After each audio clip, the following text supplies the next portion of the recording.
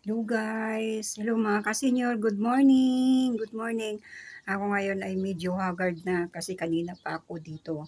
7 o'clock na andito na ako. So ngayon ay 9 a.m. na.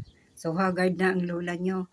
Ako ngayon ay gumagawa ng panibagong plant box. Ito pakita ko sa inyo mga ka-senior. Guys, tingnan nyo po paggawa ko ng aking bagong plant box.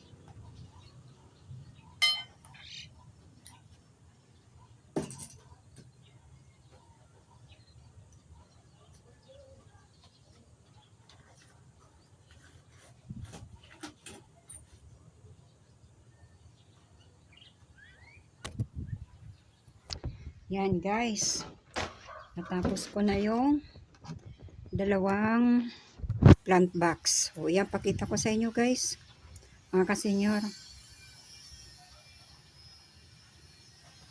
Yan yung nagawa ko ngayong umaga.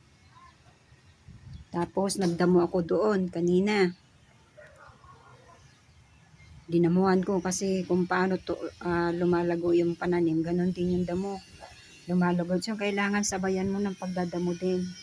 So yan mga ka-senior, ang itatanim ko dyan maaring pitsay. Pagka pitsay, kailangan ko siyang kulambuan kagaya nun. And pag may tanim na, update ko na sa inyo. O kaya kapag meron na siyang lupa. Ayan kasi lalagyan ko pa yan ng manure. Pati yan, lalagyan ko siya ng manure. Tapos, ibabawan ng lupa. Kagaya niya mga plant box ko. Yun, tulad nun. Meron na akong ilang plant. Pang 7 pala. Pang 7 siyang plant box guys. So, yan. Sabi ko sa inyo, sana ma-encourage din kayo magtanim. Kung mayroon po kayong tataniman, taniman po natin kasi napakamahal ng gulay. At least hindi ka nabibili kapag mayroon kang gulay.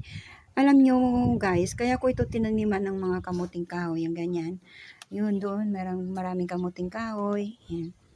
At saka doon, ayan, may kamuting kahoy din. Kasi guys, laking bundok ako. So, sanay ako kumain ng mga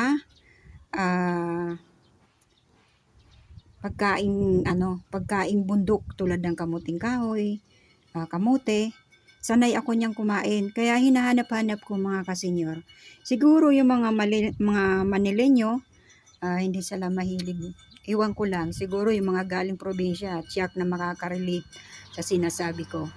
Ayan, hinahanap-hanap ko yung pagkain na ganyan. Kaya, imbis na ako bumili dahil napakamahal ng kamuting kahoy, 70 to 80 ang kilo, magtatanim na lang ako. Antayin ko na lang siya na lumago. At pag lumago, pwede nang, kapag may laman na, ayun, pwede na. So, yun lang guys. Maraming salamat at magandang umaga sa inyong lahat.